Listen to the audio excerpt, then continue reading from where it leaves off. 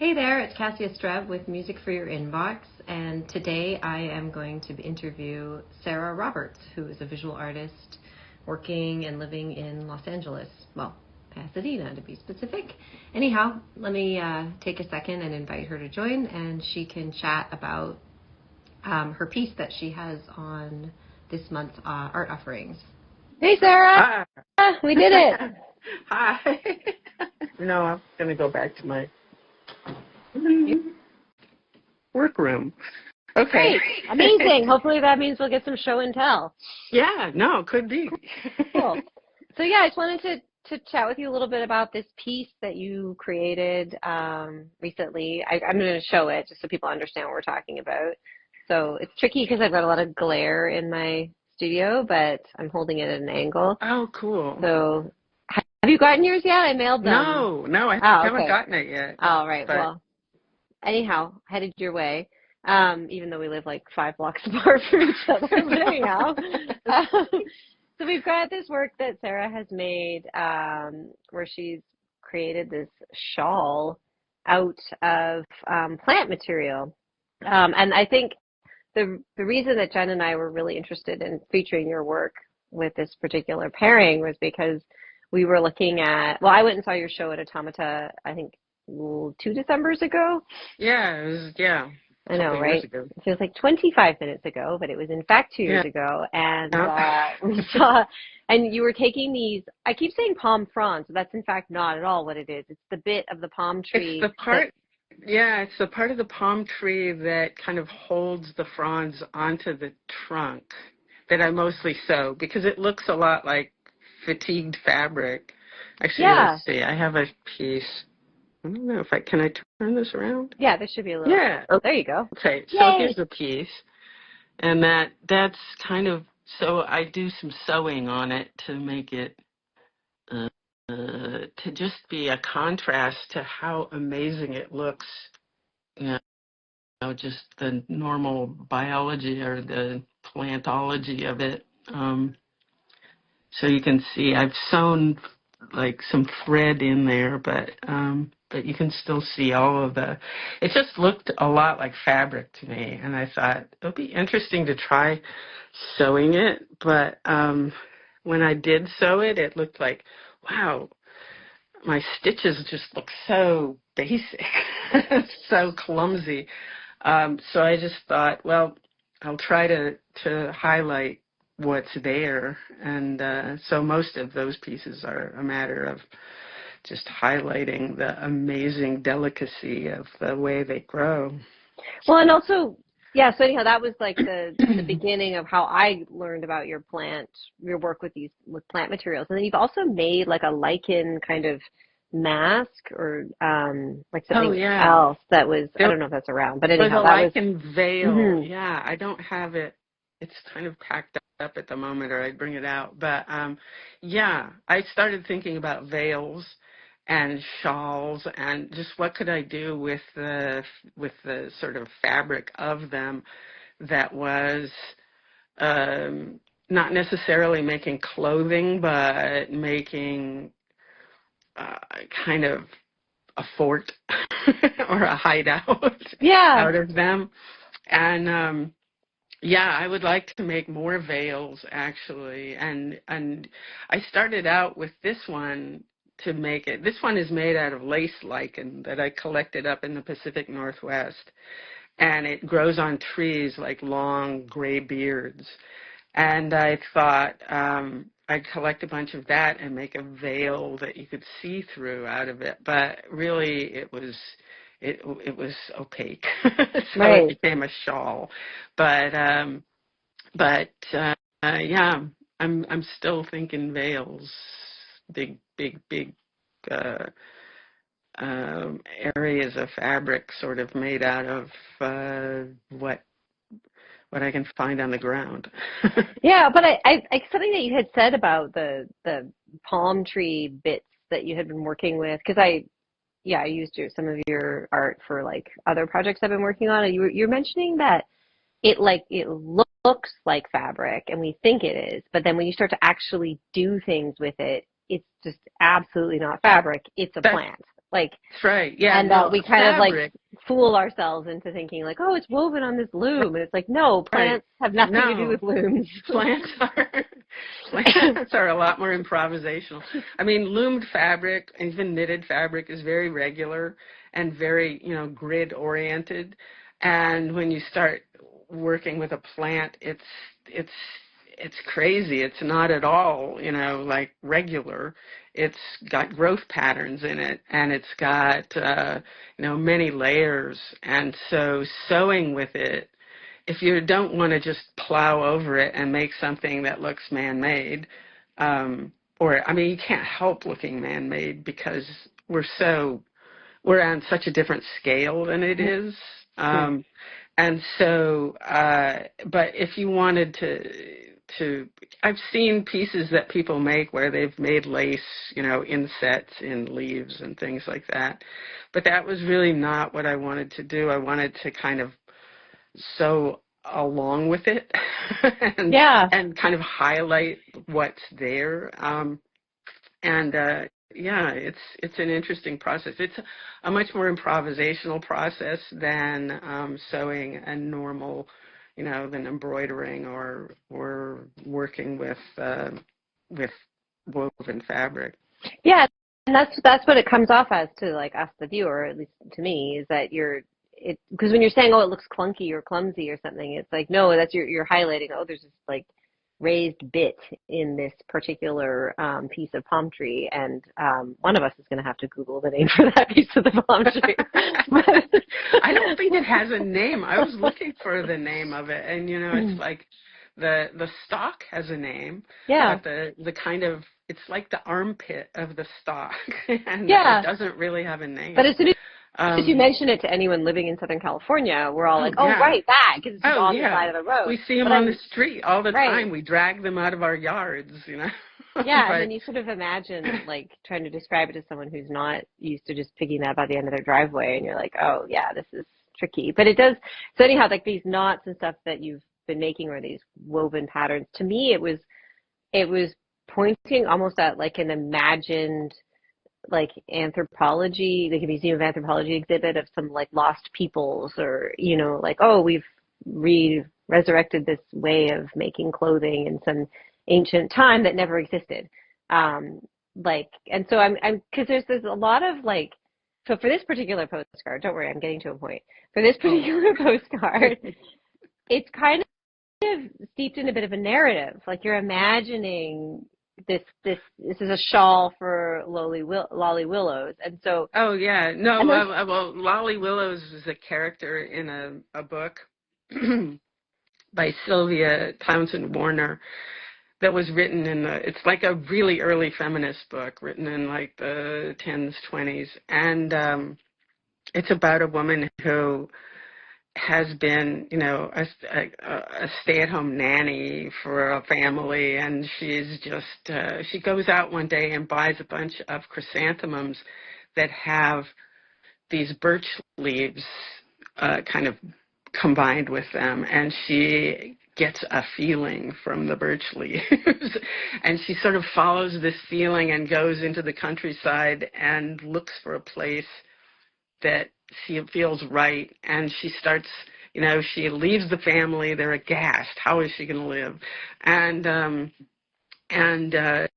she rents a room, and she starts, just like wandering the fields and sleeping in ditches, and is completely happy.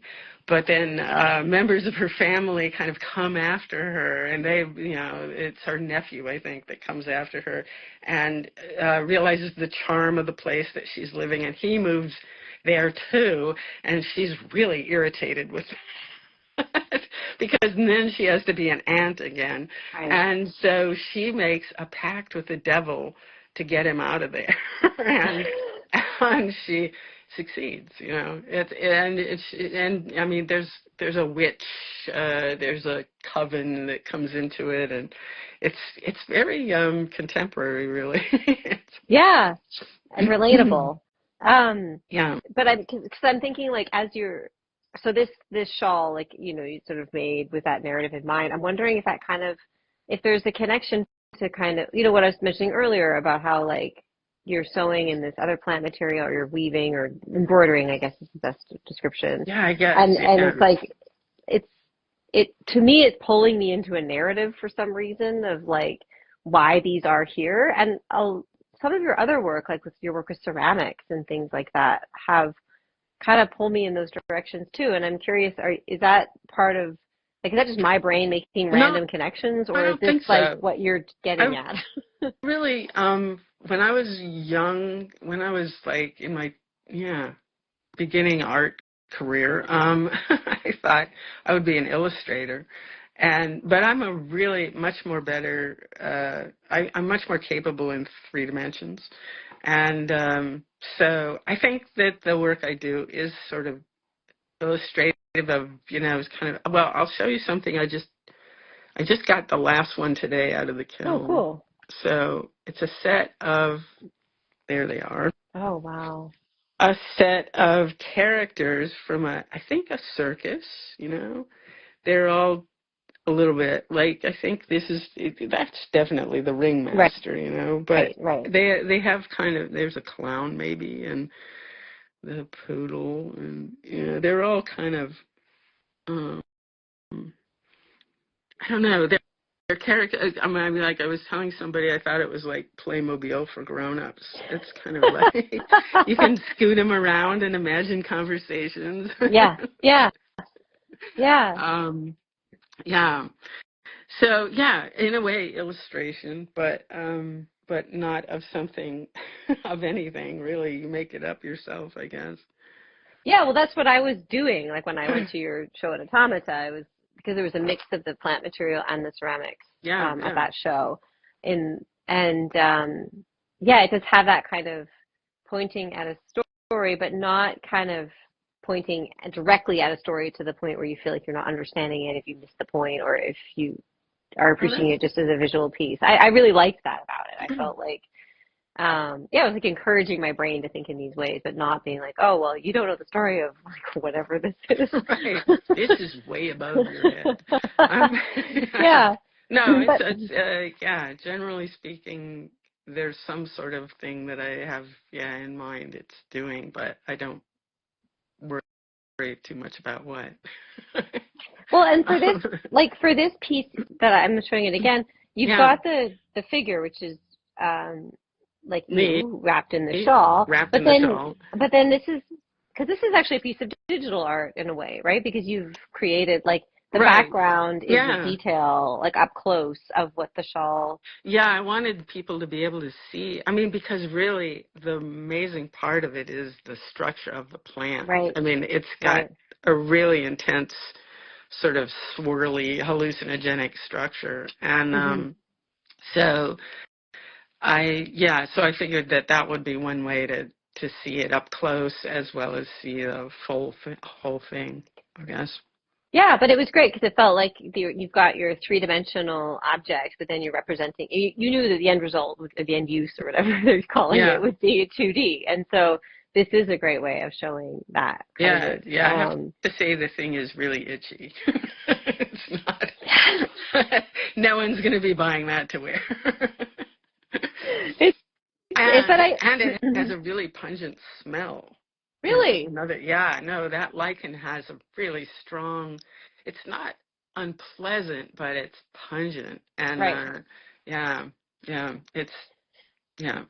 Well, because when you were talking like a while ago about not in this conversation, but like in my past, about the lichen kind of veil, you were mentioning that you wanted to possibly have, or you could see like a group of singers staging almost an opera with it, or having like a group of musicians perform in it. Maybe, or did I imagine you told me that? You told me that, right? I think you imagined that, but I can imagine that too. I mean, actually. Because I have this idea of, for some reason, I thought we talked about singers who could perform in it. Because I remember mentioning like Odea Nini being like a great candidate for that project. That would be fantastic. But okay, so I'll have to make some slightly more comfortable ones. I was actually having a dream about this, but at any rate, I feel like there is that would be amazing. I would love to see Odea in like a lichen veil or a No, I have I have a big collection, like, of things that, I mean, one thing is that people tend to think these things are going to, they're going to, they'll fall apart. Right, or But disintegrate. actually, palm fronds last forever. They're very, very. But anyway, I have a big collection of things picked up that's waiting to be made into things. Right, but they're not. Well, because these are pieces that you displayed like 2 years ago, so they're Right. still like They're around still now, pretty and they're not much the degrading. same, and I don't do anything super. I wrap them up in plastic bags, but I don't, Right. put them in a special controlled environment. In fact, these two that I showed you have been on my wall, so they're not. I mean, that's something that the garbage people kind of despair of, is how hard it is to destroy, to get that stuff to break down. Yeah. No, they don't. They're not compost friendly at all. No, they're not compost friendly. Which is good for me. I mean, I have done it with leaves, but leaves really, they do break down after a few. I had a residency in Brazil, and I went around where I was in Brazil. Itaparica is in Bahia, and there's a really interesting, strong religion there that that uses leaves in their ceremonies, and has, all these different properties. All these different leaves have properties that are used by them. And a sort of witch guy took me around and showed me which leaves would be, did what. So I sowed a lot of leaves while I was there, but they don't last forever. They're very fragile.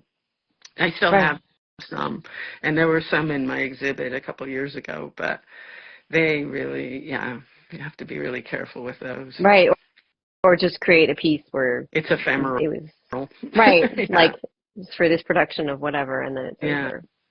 Which is really cool in itself too. I mean, that is kind of moving in the direction of what plants do. Yeah, they don't last forever. Right. So for this this shawl that you created, is it like is it just like a long cloak, or does it have sleeves, or are you holding it like sleeves? No, or how did you imagine it? It's like a very large piece of fabric, and I just sort of wrapped it around myself. It doesn't really have sleeves, but it's big enough that it wraps around, and you can make kind of sleeve-like things out of it. I initially meant it to go over my head, but it's not. I don't know. It just looks like a haystack when I do that. You're just thinking camouflage. Yeah. What are those called? Like a ghillie suit or something, or whatever I was in this piece with Mia Masaoka like a few years ago, and she had us wear these, what you're kind of describing, only they're like a hunting thing. So you put on I know what you're talking about. Right? Yeah, it's like a weird hairy suit. Anyhow. Right, a weird hairy suit that would be camouflage. Yeah. And we were just it could work pretty well for that. But this one's more elegant than what I'm describing. So are you, because I know that you're working with ceramics, and I know that you have this project, but there's other thing that you had told me about, which is a book project that you are starting. I don't know if you're willing to chat about that a little bit, because I found it fascinating. Definitely. I'm collecting the books that were published for children between the late 40s and the early 70s. Tended to be lithographed with really, on really thick, rich paper, and with, and have really intense color. I think I have some here. Actually, I can go out. I have a couple on display outside. But and they're also, a vanishing species. I find them at garage sales, and I find them at estate sales, and I find them at library sales. And and used bookstores, but they're just compared to children's books now, which tend to be on kind of shiny, slick paper and are, I think it's photolithography that they use. It's not as the color is not as rich. It's really, you can definitely see the difference here. Actually, I have a perfect example. This is my bookshelf full of children's books. Oh, wow. And let's see. Yeah. Okay, I'm looking for a particular one that I have. Oh, here we go. Okay. This is a book my daughter really liked. That Oh, wow. Tara, you should see. Okay, so this is the paperback version. Right. And I will open to the first page. And here is the hardbound version that was published in the 60s. And it's just way more intense. Oh, I don't know if you can oh, tell. yeah. No, you can. Yeah. You can. I mean, Yeah. And so the illustrations, they're really beautiful illustrations. Mm-hmm. And like that is the 60s one. Mm-hmm. And they're, right. yeah. So there's just this real intensity that those of us who grew up with those books kind of were used to. Uh-huh. and so I'm just kind of collecting it and hoping that I can make a display in various libraries that shows kind of these older books that are really intense colors. And then I have a second collection that's mostly from the 60s and early 70s that's all books that are, as opposed to being informational or moral or, you know, trying to tell you how to live like children's books tend to do now. They're just like, what if this happened? What if, you know, right, like, right. blow your mind books. Yeah. And so I have a collection of those too. Cool. And they tend to be, I'll show you a really good one of those. Let's see here. This one is just, the cover is so 60s.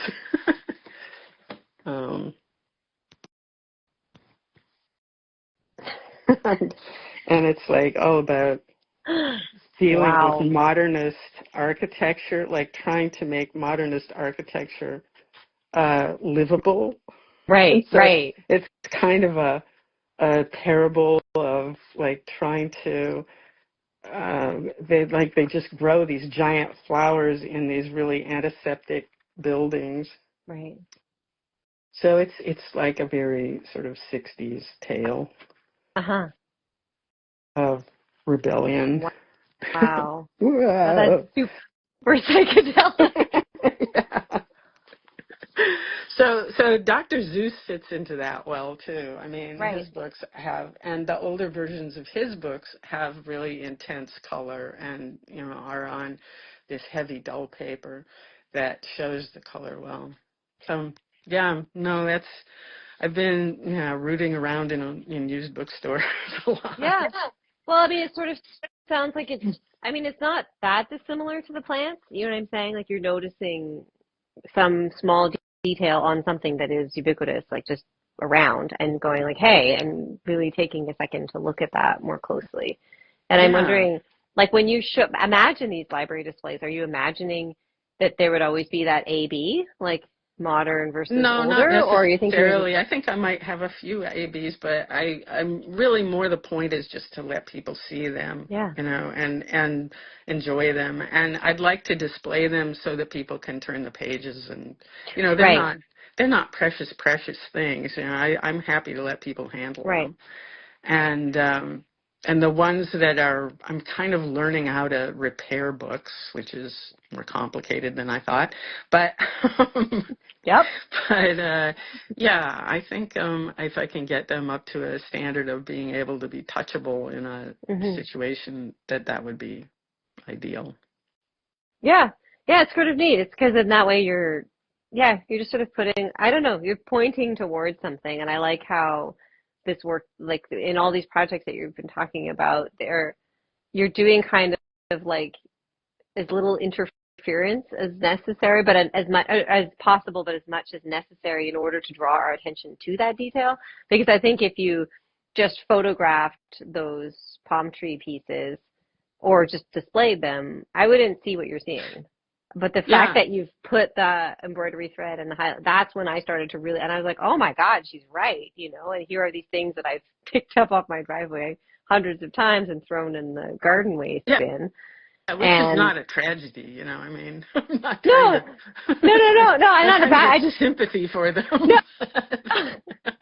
I mean more like I've seen them so many times that I hadn't noticed that. Or when you're like, oh, it's like fabric, except it's absolutely not like fabric. I'm like, oh yeah, of course. And then, yeah, with these clay pieces, those are definitely pointing more at like the narratives and stuff. But I feel like with these books, you're just like, we don't do this anymore. Like, can we just take a minute and look at it? Vanishing species. Let's have a look. Yeah. Yeah. But I do feel like there's something even deeper there when you're talking about the like, oh, people having books now to tell you how to be or whatever, whereas books used to be like, well, what if this was possible? And I think that there's a different way that like culturally we look at childhood. Yeah. And I think that in an era too, that also changes because my kids study French, and so like I get a lot of French books and they're all about like morality, but not like a lot of people die of terrible things in children's French books, and they're like not always a good ending. And sometimes you're like, what is the message here? And I know that different cultures treat childhood as differently, but I feel like maybe the thing you're noticing is maybe something I've been noticing, which is that a lot of the books like my kids are reading right now, or maybe younger picture books more along the lines of what you're collecting, are definitely treating childhood as this like incredibly precious tiny window that we must handle with care or whatever, as opposed to some of those books that you're showing, which are like, this is also incredibly precious short window, but let's explode people's imaginations in that time because this is possibly the last chance we'll get to do that before they like close down. Yeah, no, I think that was a really strong thing. You know, and I think it's generational. Yeah, to some degree. And I think in the generation, you know, that the mind expanding books was primarily, you know, coming out of the 50s sort of conformist era and trying to break free of that kind of, you must do these things this way, you know, your hem should be this long and no longer. And, you know, it's like, it was very, very conformist. And so, so they had a purpose, I think, or I don't know, a spirit, let's say. Yeah, or there was enough people thinking about that it became this trend, or I don't know if it's trend or whatever. But anyhow,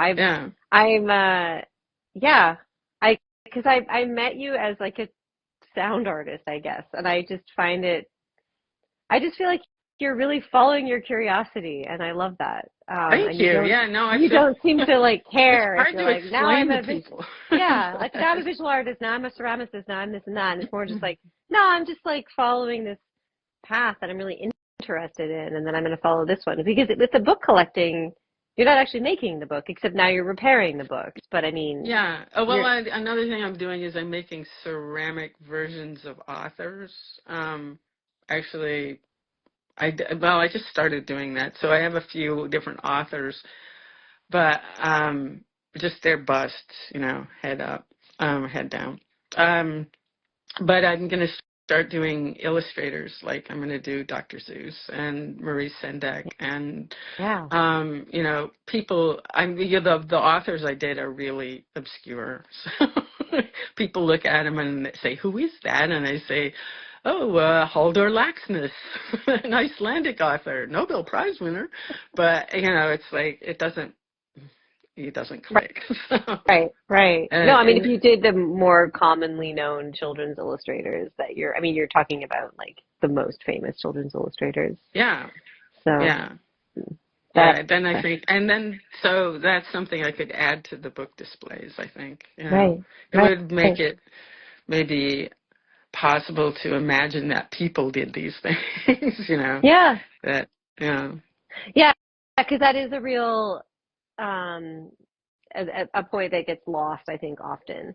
Where we're like, oh, look at this used to happen. This used to happen. It's like, no, people did this, right, and right. then they did that. Right. And I remember, when I was a kid and my mother was reading to me, she always read the names of the author and the illustrator with great, Right.